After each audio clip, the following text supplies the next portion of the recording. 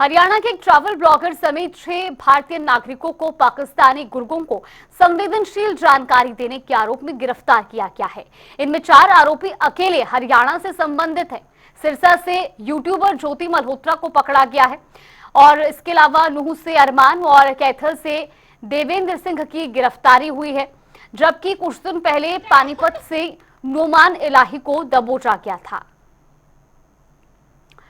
तो पंजाब हरियाणा से अब तक कुल 6 जासूसों को काबू किया गया है। दरअसल ये सभी जासूस पाकिस्तान को भारत से खुफिया जानकारियां पहुंचा रहे थे।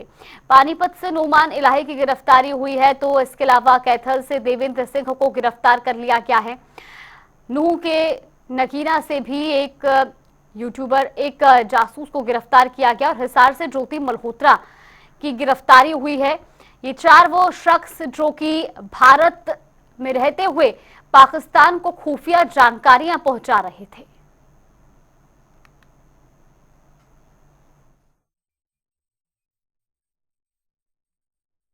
देखिए, हमें एक इनपुट प्राप्त हुआ था। इनपुट पे कार्रवाई करते हुए और बाकी विश्वसनीय साक्ष्य एकत्रित करके एक व्यक्ति नोमान इलाही को कल गिरफ्तार किया है।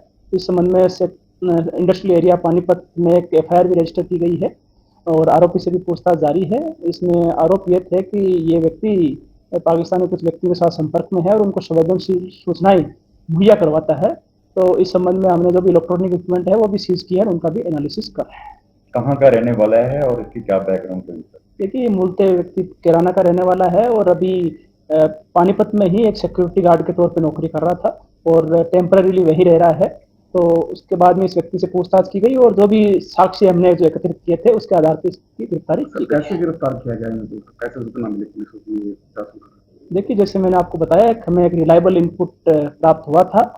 उस इनपुट के आधार पे हमने बाकी जो भी लोगों से पूछताछ करी, इस संबंध में जो भी रिलायबल एविडेंसेस थे वो एकत्रित किए और जो इस व्यक्ति से भी पूछताछ की गई और इसके इलेक्ट्रॉनिक जो भी इक्विपमेंट थे उनका भी एनालिसिस किया गया, जो प्रथम दृष्टया आरोप सही पाए जाने के आधार पे इसको गिरफ्तार किया। टेररिस्ट गतिविधियां थे, किसी से जुड़ा हुआ था? देखिए, जैसे मैंने बताया कि ये कुछ व्यक्तियों के संपर्क में था और उनको कुछ सेंसिटिव या इम्पोर्टेंट इंफॉर्मेशन ये मुहैया करवा रहा था, लेकिन अभी क्योंकि मामला जो है वो जांच है वो प्रारंभिक चरण पे है, तो इसे अभी और गहनता की पूछताछ की जरूरत है। वो अभी हमारी टीम कार्रवाई कर रही है।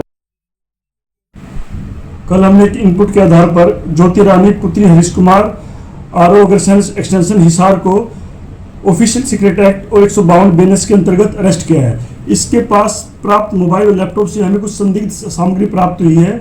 इसको हमने 5 दिन की रिमांड पे लिया है, पूछताछ जारी है। यह लगातार पाकिस्तानी नागरिक के संपर्क में थी, उसके बारे में इससे पूछताछ की जाएगी।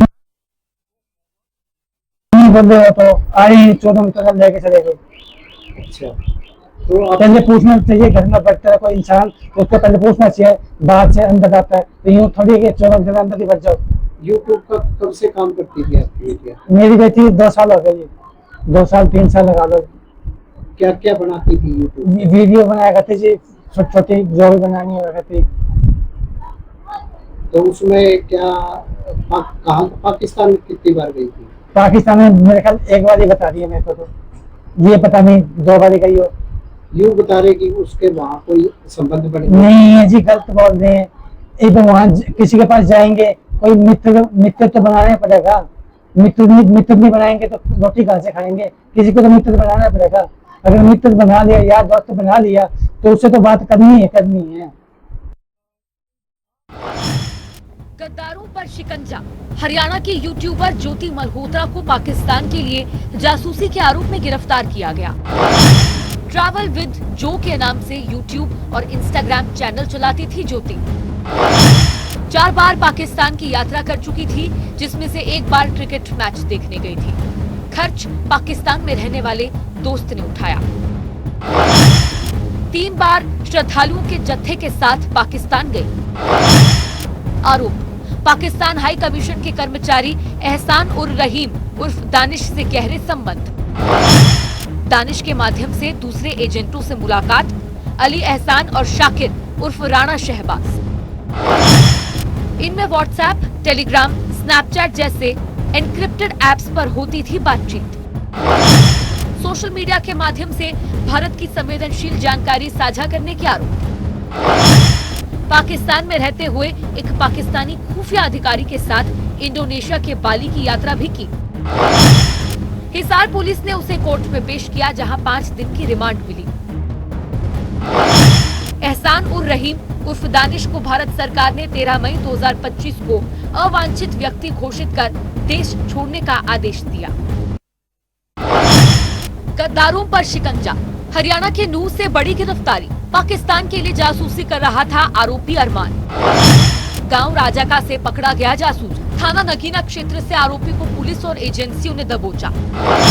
व्हाट्सएप से भेजता था सैन्य जानकारी। भारतीय सेना की गतिविधियों और डिफेंस एक्सपो की तस्वीरें भेजता था।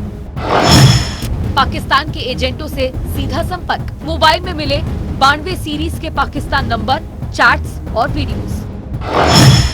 मोबाइल में मिली संवेदनशील जानकारी। डिफेंस एक्सपो 2025 की तस्वीरें, लोकेशन और कार्यक्रमों की जानकारी शामिल। 2 मोबाइल, 2 सिम, डुअल नेटवर्क से जुड़ा। अलग अलग नंबरों से जासूसी गतिविधियों को अंजाम देने का आरोप। देशद्रोह का मामला दर्ज। अरमान पर देश की सुरक्षा से खिलवाड़ करने के आरोप में दर्ज हुआ केस। पूछताछ जारी। नेटवर्क का सुराग तलाश रही पुलिस। कौन कौन था संपर्क में और कितने लोग शामिल, जांच जारी। जांच एजेंसियों की सतर्कता से मिली सफलता।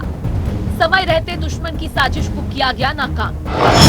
अन्य एजेंट्स भी रडार पर। अरमान की गिरफ्तारी के बाद और नाम सामने आने की संभावना। गद्दारों पर शिकंजा। कैथल से पाकिस्तान के लिए जासूसी कर रहे 25 साल के देवेंद्र सिंह को पुलिस ने गिरफ्तार किया। करतारपुर कॉरिडोर के जरिए पाकिस्तान गया, जहां एक खूबसूरत लड़की ने हनी ट्रैप में फंसाया। लड़की ने देवेंद्र को 7 दिन अपने पास रखा और आईएसआई एजेंट से मिलवाया। देवेंद्र को दी गई जासूसी करने की ट्रेनिंग।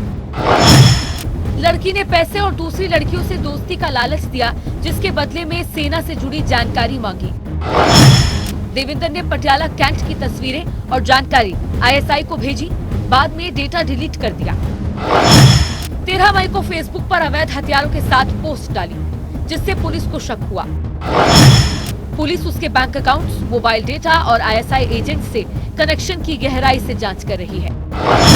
आरोपी पटियाला में किराए पर रहकर वहीं कॉलेज में पढ़ाई कर रहा था।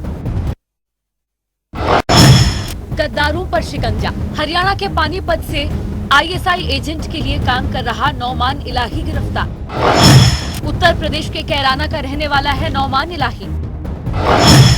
श्रीनगर में सेना की गतिविधियों का वीडियो बनाकर पाकिस्तान भेजने का काम सौंपा गया था। नौमान ने पूछताछ में बताया उसे टास्क मिला था आईएसआई कमांडर इकबाल काना से। सेना की ट्रेन थी निशाने पर। दिल्ली से जम्मू आने वाली सेना की ट्रेन को लेकर बनाए थे कई वीडियोस। मोबाइल से मिले संदिग्ध वीडियो और कॉल रिकॉर्डिंग्स। 150 संदिग्ध नंबर मिले, आईएसआई स्लीपर सेल का शक।